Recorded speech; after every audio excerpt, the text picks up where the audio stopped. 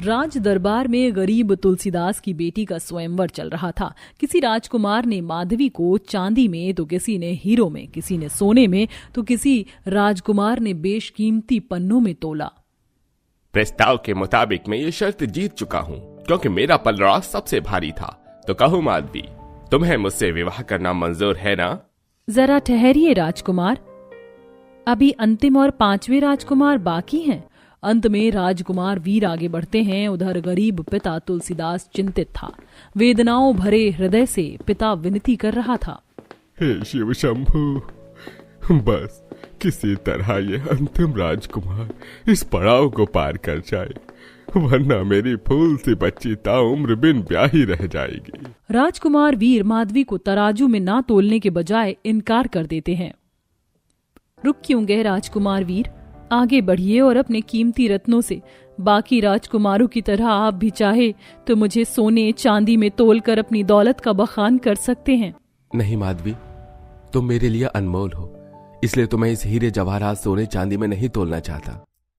चलो अच्छा है राजकुमार वीर, ऐसा करके तुम खुद ही ये हार गए। चलो माधवी, अब हम चारों राजकुमारों में से चुन लो। आखिरकार 5 राजकुमार में से माधवी किसे अपना वर चुनेगी, और आखिर क्यों एक गरीब की ही बेटी से 5 राजकुमार शादी रचाना चाहते थे? क्या माधवी रूपवती थी इसलिए, या इसके पीछे कोई और वजह थी? चलिए देखते हैं। जहां माधवी धुएं में चूल्हा फूंक रही होती है, खांसने की आवाज से तुलसीदास लकड़ी काटना छोड़कर भीतर आते हैं। अरे लाड़ो, क्या हुआ? तू इतना क्यों खांस रही है? तेरी तबीयत तो ठीक है? दिखा जरा माथा, कहीं बुखार तो नहीं है? बाबा मैं ठीक हूँ, वो बस पत्ते ओस से भीगे हुए ना, इसलिए आंच नहीं सुलग रही है। देखो तो चूल्हा फूंक कर कैसी लाल लाल आंखें कर ली हैं तू हट, मैं पकाता हूँ खाना।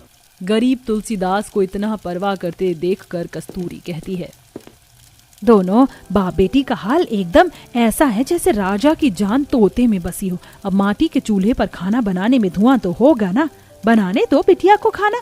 आज यहाँ तो तुम बना दोगे, मगर कल को जब बिटिया ससुराल जाएगी तब तो इतने जतन करने पड़ेंगे इसे। कस्तूरी, मैं अपनी बेटी को किसी गरीब घर में नहीं ब्याहूंगा, कोई अच्छा घर देखूंगा जहाँ मेरी बेटी सुखी रहे। मेरी बेटी के ससुराल में नौकर चाकर होंगे और मेरी बेटी राज करेगी। तुलसीदास के दिल में बसी बेटी के ब्याह की अपार ख्वाहिशों को सुनकर कस्तूरी छलकते आंसुओं से बोलती है, अजी ऐसे ख्वाब क्यों देख रहे हो जो पूरा नहीं हो सकती? हमारे पुरखे भी माली थे और हम भी माली हैं, ऐसे में कोई राजकुमार हमारी गरीब बेटी का हाथ थामने थोड़ी आएगा। आएगा कस्तूरी, मैं राम जी के द्वार पर जाकर यही अर्जी करता हूँ कि वो अपने जैसा घर वर मेरी बेटी को भी दे। तुलसीदास पेशे से गरीब माली था। दोनों अब बूढ़े हो रहे थे। रहने के लिए एक फूस की मड़ई के अलावा उसके पास और कुछ भी नहीं था। गांव के राजमहल में ही वो बरसों से माली का काम करता था। ईश्वर ने माधवी को रंग रूप नए नक्श तो खूब दिया था, लेकिन गरीब के घर में पैदा किया। अच्छा कस्तूरी, मैं महल जा रहा हूँ। आज राजा साहब के बेटे विदेश से लौट रहे हैं। पूरा बाग बगीचा साफ करना है, क्योंकि कल राजकुमार का राज्याभिषेक है। कुछ ही देर में तुलसीदास राजमहल पहुंच जाता है, जहां सोने के चमचमाते बड़े से दरवाजे पर खड़े सिपाही महल की पहरेदारी कर रहे थे। महल 1000 बीघा में फैला हुआ था, जिसके आगे सुंदर सुंदर फूलों का बाग बगीचा था और दूध सी धाराओं के फव्वारे बह रहे थे। जय राम जी राजा साहब। आओ आओ तुलसीदास, देखो मेरे पूरे बागवानी को अच्छे से काट छांट करना। कल राजकुमार का राज्याभिषेक है। कल अलग अलग राज्यों से हमारे राजा महाराजा मित्र मिलने आने वाले हैं। जी जी राजा साहब, सब हो जाएगा।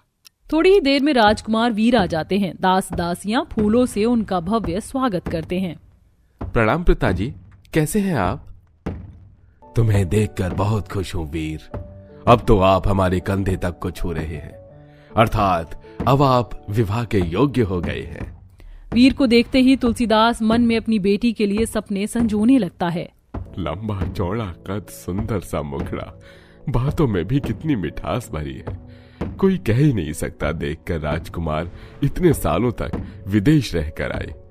काश राजकुमार जैसा वर राम जी मेरी बेटी के लिए भेज देते। तभी वीर मुस्कुराता चेहरा लेके बड़े ही आदर के साथ तुलसीदास के पैर भी छूता है। प्रणाम काका, कैसे हैं आप? अरे अरे राजकुमार, ये क्या कर रहे हैं आप? मुझ तुच्छ माली के पांव क्यों छू रहे हैं? आप क्षत्रिय राजकुमार हैं और मैं इस महल का मामूली सा नीची जाति का माली हूँ। काका, इंसान जात पात से नहीं कर्म से बड़ा होता है। चलिए आशीर्वाद दीजिए। खुश रहिए राजकुमार। एकदम राजा साहब, राजकुमार में एकदम आपके गुण झलक रहे हैं। प्रजा को परिवार मानना। इसी तरह से अगला दिन आ जाता है। पूरे महल को दुल्हन की तरह सजाया जाता है, मगर राजा साहब परेशान होते हैं। क्या बात है राजा साहब, आप इतने परेशान क्यों हैं? बताइए, अगर ये नाचीज कोई काम आ सके। बड़ी विडंबना हो गई है तुलसीदास। जो खानसा में आज दावत बनाने आने वाले थे वो किसी कारणवश नहीं आ सकते। अब क्या खिलाऊंगा मैं अतिथियों को? बड़ी जग हंसाई हो जाएगी। राजा साहब, छोटा मुंह बड़ी बात, मगर मेरी बिटिया बड़ा ही लजीज खाना बनाती है।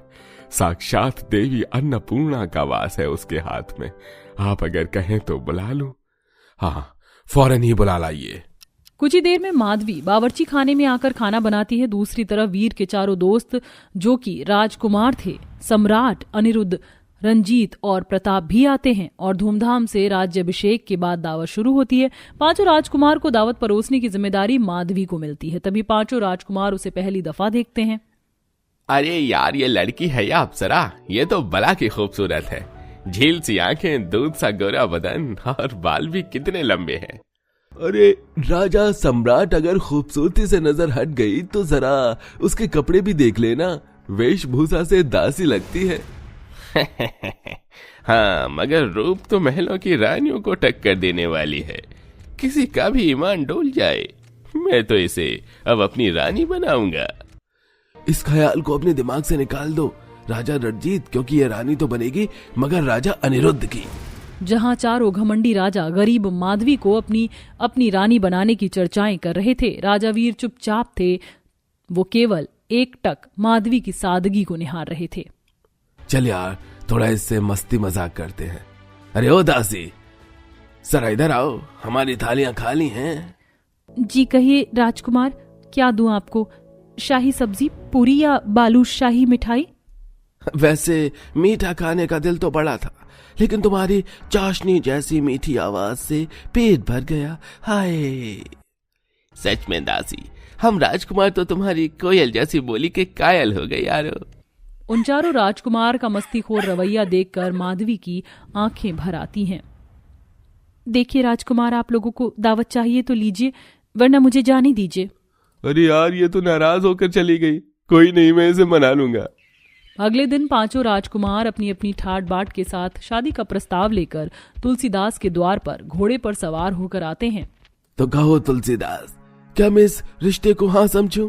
वैसे भी ना करने की तुम्हारे पास कोई वजह नहीं। सोनपुर का राजकुमार हूँ। 10,000 बीघा की मालकिन बनेगी तुम्हारी बेटी। हीरे जवाहरात में तोल कर रखूंगा इसे। बस इसका हाथ मुझे दे दो। ऐसे बोलते हुए राजकुमार अनिरुद्ध की बातों में घमंड झलक रहा था। तुलसीदास जी, अपनी बेटी का विवाह मुझसे करवा दो। इसकी तकदीर संवर जाएगी। तुम्हारे लिए यह बड़ी बात है कि एक राजकुमार तुम्हारी बेटी की खातिर रिश्ता लाया है। अरे इन दोनों राजाओं को छोड़ो और देखो तुलसीदास, मैं विवाह के प्रस्ताव के साथ थाल भरकर सोना चांदी हीरे जवाहरात लेकर आया हूँ। इसे देख लो, सारी दुनिया चमचमाती नजर आएगी। और कम लगे तो बेझिझक बोल देना। अरे बस कीजिए राजकुमार, मुझे अपनी बेटी के लिए वर चाहिए, सौदागर नहीं। अरे चले जाइए आप पांचों। पांचों राजकुमार अपने अपने तोहफे उपहार के साथ लौट जाते हैं। हे राम जी, मैंने आपसे अपनी बेटी के लिए एक वर मांगा था, मगर आपने 5-5 राजकुमार का रिश्ता भेजा। मगर कैसे अपनी फूल सी बच्ची का हाथ ऐसे अहंकारी घमंडी राजाओं के हाथ में दूं? राह दिखाओ भगवान कि इन पांचों में से कौन सा वर आपने मेरी गरीब बेटी के लिए रखा है।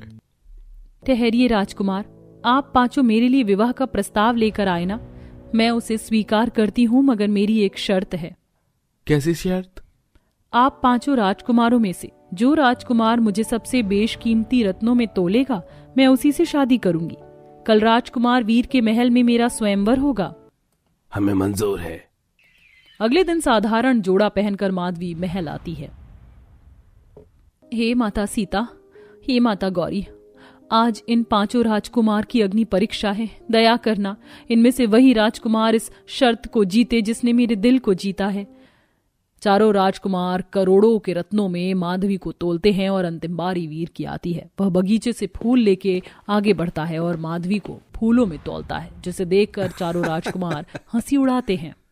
ये क्या वीर, इतने बड़े शाही महल के राजकुमार होकर इतनी खूबसूरत कन्या को इन तुच्छ फूलों से तोल रहे हो?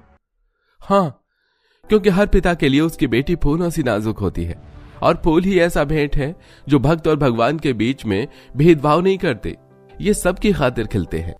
राजकुमार वीर की बात उसका दिल छू लेती है। अंत में माधवी आंसुओं के साथ फूलों का हार वीर के गले में पहनाती है।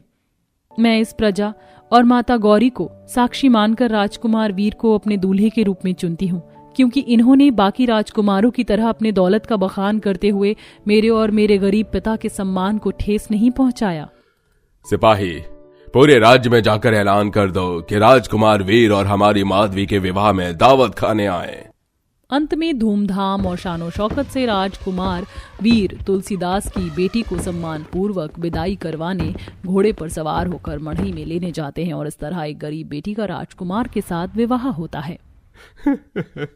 जाओ मेरी बिटिया, अपना घर बसा, सदा खुश रहना। राजकुमार, आज से मेरी बच्ची आपकी अमानत हुई, इसे खुश रखना। जी पिताजी, मैं वचन देता हूँ, माधवी की आंखों में एक आंसू नहीं आने दूंगा, इसे खुश रखूंगा। प्रणाम। चलो माधवी। बारिश बंद होने का नाम नहीं ले रही, ऊपर से चारों तरफ पानी भी भरता जा रहा है। बिजली भी ऐसे कड़क रही है जैसे किसी के ऊपर गिरकर ही रहेगी। मोहन बारिश में भीगता हुआ घर जा रहा होता है, तभी उसे अचानक से मंदिर की सीढ़ियों के पास से बच्चों के रोने की आवाज आती है। अरे, ये बच्चे के रोने की आवाज कहां से आ रही है? कुछ समझ नहीं आ रहा। मोहन जब मंदिर की सीढ़ियों पर देखता है तो वहां एक छोटी सी बच्ची रोती हुई दिखाई देती है। हे भगवान, इस बच्चे की माँ कहाँ है? कैसे लोग हैं इस दुनिया में? इस नन्ही सी जान को पैदा करके यहाँ छोड़ दिया, इसका शायद कोई नहीं है। अचानक बहुत तेज बिजली कड़कड़ाती है। मोहन तुरंत उसे अनाथ बच्ची को गोदी में उठा लेता है। शांत हो जाओ नन्ही चिड़िया, मेरे रहते तुम्हें कुछ नहीं होगा। अरे अरे, कहाँ गई ये श्वेता की बच्ची? इसको घर में कोई काम दिखाई नहीं देते हैं क्या? सारा समय ऐसे ही बर्बाद कर देती है, कोई काम नहीं करती घर के अंदर। अरे क्या परेशानी है, क्यों चिल्ला रही हो? और ये मेरे सर पर लाकर छोड़ तो दी तुमने, लेकिन अब मुझे ये संभाली नहीं जा रही, एक काम को हाथ नहीं लगाती। सारा समय तो उसी से काम करवाती हो, अब क्या उसकी जान लेने की सोच रही हो? तुम्हें तो बस ऐसे ही लगता है, थोड़ी काम कर लेगी तो मर नहीं जाएगी। काली कलूटी कहेंगी, थोड़ी सी ढील क्या छोड़ दो, इस लड़की के ऊपर हवा में उड़ने लगती है ये। मोनिका, कम से कम मेरे सामने तो बेचारी को काली कलूटी मत कहो। अगर उसका रंग सांवला है तो उसमें उसकी क्या गलती है? हमारा खून होती ना तो गोरी होती, जैसे मेरी बेटी आराध्या गोरी है। बेकार में बोझ बनाकर छोड़ दिया मेरी छाती पर। तभी श्वेता राशन की दुकान से ढेर सारा राशन लेकर अपनी कमर पर उठाकर घर लाती है। माँ, मैं राशन लेकर आ गई हूँ। आ गई पाप की लाडली। अब जाकर रसोई में थोड़ा सा काम संभाल ले और हमारे लिए चाय नाश्ता बना दे। ठीक है, मैं बनाकर लाती हूँ। एक बेटी को इतना प्यार करती हो और दूसरे को बिल्कुल नहीं करती। अरे तुम्हारा खून नहीं है तो क्या हुआ है तो इस घर की सदस्य। पता नहीं ये काली कलूटी किसका पाप है जो तुमने मेरे गले बांध दिया है, और अब शादी के लायक हो गई है, ये अलग से खर्चा पैदा हो रहा है। बस बहुत हुआ, इसके बाद एक शब्द नहीं। देखा मोनिका, आराध्या और श्वेता दोनों मेरी बेटी हैं और दोनों की शादी मैं बराबर करूंगा, याद रखना। और मैं अपनी जिम्मेदारी को अपने आप संभाल लूंगा। मोहन ऐसा कहकर दोनों बेटियों के लिए लड़का ढूंढता है। जो लड़के मोहन ने अपनी बेटियों के लिए देखे, उनमें से सबसे अमीर घर का लड़का तो मोनिका चालाकी से अपनी बेटी आराध्या के लिए फिक्स कर देती है। देखो जी, ये लड़का तो हमारे आराध्या के लिए ही ठीक है, बाकी आप चिंता मत करो, श्वेता के लिए भी कोई अच्छा लड़का देख दूंगी। आखिर मैं भी तो उसकी माँ ही हूँ। ये सुनकर मोहन को अच्छा लगता है। उसे ऐसा एहसास होता है कि आखिरकार मोनिका ने श्वेता को सौतेली का दर्जा न देकर अपनी बेटी मान लिया। कुछ दिन में ही मोनिका खुद ही श्वेता का रिश्ता तय कर देती है और अब दोनों बेटियों की शादी की तैयारी शुरू हो जाती है। माँ मेरी शादी होने वाली है, मुझे बहुत महंगा लहंगा चाहिए, ज्वेलरी चाहिए और हाँ हल्दी मेहंदी के लिए अलग अलग ड्रेस भी चाहिए। मेरी प्यारी बेटी को जो भी चाहिए होगा उसे सब कुछ मिलेगा। ये सुनकर आराध्या बहुत खुश होती है। आराध्या बहुत गोरी और सुंदर होती है, इसलिए मोनिका को वो बेहद पसंद थी। लेकिन जब श्वेता अपनी शादी के लिए कुछ फरमाइश करती है तो मोनिका उसे डांट देती है। माँ मुझे भी अलग अलग ड्रेस चाहिए, हल्दी मेहंदी के लिए मुझे भी दिला दोगी ना? अरे क्या जरूरत है, अगर तुझे नए कपड़े दिला दूंगी तो तू तो घर के काम करते हुए सारे कपड़े बर्बाद कर लेगी, और अगर तू घर के काम नहीं करेगी तो कौन करेगा? लेकिन माँ मेरी भी तो शादी है ना। जुबान तेरी इतनी लंबी चलती है, जब एक बार कह दिया तो कह दिया, जा जाकर काम कर ले। इस तरह मोनिका श्वेता को हमेशा डांट देती है। कुछ समय में मोनिका अपनी दोनों बेटियों में इसी तरह का फर्क करके एक को अमीर ससुराल में विदा करती है और दूसरे को गरीब ससुराल में। अपनी गोरी बेटी को मोनिका खूब सारे गहने और साड़ियां देती है तो गरीब वाली को एक फूटी कौड़ी नहीं देती। शादी के कुछ समय बाद संक्रांत का त्योहार आने वाला होता है। मेरी बेटी की शादी को 6 महीने हो गए हैं, अभी तक मैं उससे मिलने ही नहीं गई। मैं अपनी बेटी के घर पहली बार उससे मिलने जाऊंगी। देखो मोनिका, अपनी सगी बेटी की शादी में तुमने किसी चीज की कमी नहीं छोड़ी, सब कुछ अच्छा किया। लेकिन तुमने अपनी सौतेली बेटी की शादी पहले तो गरीब ससुराल में कर दी, दूसरा उसे कुछ भी नहीं दिया। इस बार अगर तुम अपनी सगी बेटी के ससुराल में जा रही हो तो तेरी बेटी के ससुराल भी चली जाना। उसे काली कलौटी के घर पर क्या करने जाऊंगी? अपनी बेइज्जती करवाने? मैं तो बिल्कुल नहीं जाऊंगी। अरे क्या हुआ, क्या सोच में पड़ गई हो? हाँ हाँ ठीक है, कोई बात नहीं, चली जाऊंगी दोनों बेटियों के घर। वैसे भी एक ही रास्ते पर पड़ता है दोनों का घर। और सबसे महत्वपूर्ण बात मेरी ये है कि जब तुम दोनों बेटियों के घर संक्रांत का त्योहार लेकर जाओगी तो दोनों के घर बराबर का ही सामान लेकर जाना। किसी को ये न लगे कि मेरे लिए कम या ज्यादा लेकर आया गया है सामान। अरे आप चिंता क्यों करते हो, मेरे लिए दोनों बेटी बराबर है, चिंता मत करो, मैं दोनों के लिए बराबर का सामान ही लेकर जाऊंगी। मोनिका ऐसा कहने के बाद कुछ दिन के बाद अपनी गोरी बेटी के ससुराल जाने की तैयारी शुरू कर देती है। वो उसके लिए बहुत सारे कपड़े, खाने का सामान, मिठाइयों के डिब्बे, साड़ियां पैक कर लेती है। अपनी बेटी के लिए मैंने मूंगफलियां, गजक, रबड़ी और गोंद बनाकर रखा है और थोड़ा सा मावा भी रखा है। साथ में कुछ गहने, साड़ियां भी ले ली हैं। मिठाइयों के डिब्बे भी मेरी बेटी की पसंद के ही हैं। मेरी बेटी तो ये सब देखकर बहुत खुश हो जाएगी। मोनिका सारा सामान लेकर घर से निकल रही होती है कि मोहन उसे देख लेता है। अरे मोनिका, मैंने कहा था दोनों बेटियों के लिए लेकर जाना। देखिए जी, ये सारा सामान दोनों बेटियों के लिए ही है, आप चिंता मत कीजिए, दोनों बेटी को खुश करके आऊंगी। ऐसा कहकर मोनिका निकल जाती है। एक ही रास्ते पर सबसे पहले उसकी सौतेली बेटी का घर पड़ता है। ये तो काली कलौटी बेटी का घर है, अपनी सौतेली बेटी के घर क्यों जाऊंगी? सबसे पहले तो मैं अपनी सगी बेटी के घर ही जाऊंगी। इतने अमीर घर में है वो, किसी चीज की कमी नहीं है उसे, वहाँ तो मेरी खातिरदारी भी बहुत अच्छे से होगी। ऐसा सोचकर मोनिका अपनी सगी बेटी के घर जाती है, जहाँ वो बहुत प्यार और प्रेम से शगुन का लाया हुआ सामान अपनी बेटी को देती है। बेटी देखो, मैं तुम्हारे लिए कितनी प्यारी साड़ियाँ लेकर आई हूँ और ये सब खाने का सामान अच्छा है ना, तुम्हें बहुत पसंद आएगा। और तुम्हारी पसंद की मिठाइयाँ भी लेकर आई हूँ जो तुम घर पर खाया करती थी। आराध्या कुछ कह पाती इतने में उसके साथ सामान को देखकर कहती है, देखने से ऐसा नहीं लग रहा जैसे ये लो क्वालिटी का सामान लेकर आई हो आप अपनी बेटी के ससुराल में। आपको पता है हम लोगों को लो क्वालिटी का खाना पीना अच्छा नहीं लगता। ये सुनते ही आराध्या गुस्से में अपनी माँ से कहती है, अरे माँ, कम से कम हमारा स्टैंडर्ड देखकर तो सामान लेकर आना चाहिए था आपको। ये ध्यान नहीं आया कि आप अपनी सगी बेटी के अमीर ससुराल में आ रही हो। आपने कैसे कपड़े पहने हैं, बिल्कुल थर्ड क्वालिटी के। आपको देखकर ऐसा लग रहा है जैसे कोई जल्दी जल्दी गरीब औरत आ गई हो हमारे घर पर। ये सारी बातें मोनिका के दिल पर तीर की तरह चुभ जाती है। उसकी आंखों में आंसू आ जाते हैं। कितना कुछ सोचा था, कितने प्यार से मैंने ये सब खरीदा था तुम्हारे लिए, और तुमने इतने प्यार का ये सिला दिया अपनी सगी माँ को। अब तो मुझे अफसोस होता है तुम्हें अपनी बेटी कहने में भी। मोनिका की आंखों में आंसू आ जाते हैं, जिसे देखकर आराध्या कहती है, अच्छा माँ, बस करो, अब ये मगरमच्छ के आंसू तो निकालने की जरूरत है नहीं यहाँ। एक काम करती हूँ, ये सब अपने घर के नौकर को दे देती हूँ, उसके काम आ जाएगा। ये सुनकर मोनिका और भी ज्यादा दुखी हो जाती है। शुक्रिया बेटी, आज तूने अपनी माँ को बहुत सम्मान किया और ये सम्मान मैं हमेशा याद रखूंगी। चलती हूँ। जाने से पहले अमीर बेटी के घर का खाना तो खाती जाओ माँ।